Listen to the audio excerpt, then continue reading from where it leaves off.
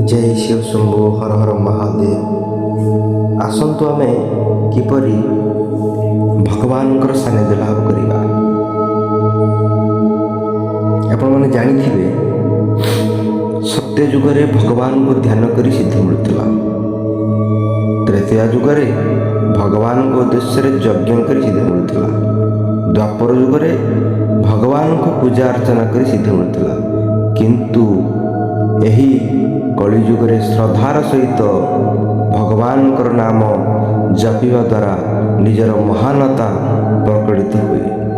भगवान नाम जपर महिमा एते चमत्कारी जे ताहा दीन दुखींकर दुख दूर करि पारे, पापींकर पाप हरण करि पारे, रोगीर रोग हरण करि पारे,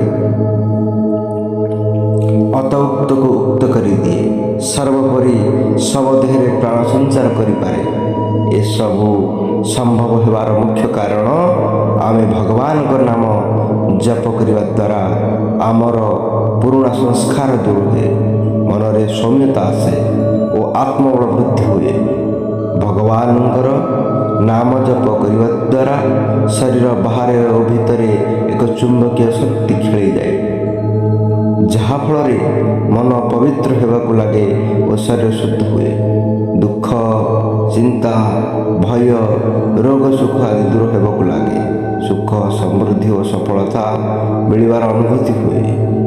भगवान को नाम जप करी नारद, प्रहलाद, ध्रुव, भक्त हनुमान, दासिया, बाउरी, सालेबक, कबीरदास, गुरु नानक, विवेकानंद, महात्मा गांधी आदि महापुरुष गण महान आत्मारे परिणत हो पाइथिले।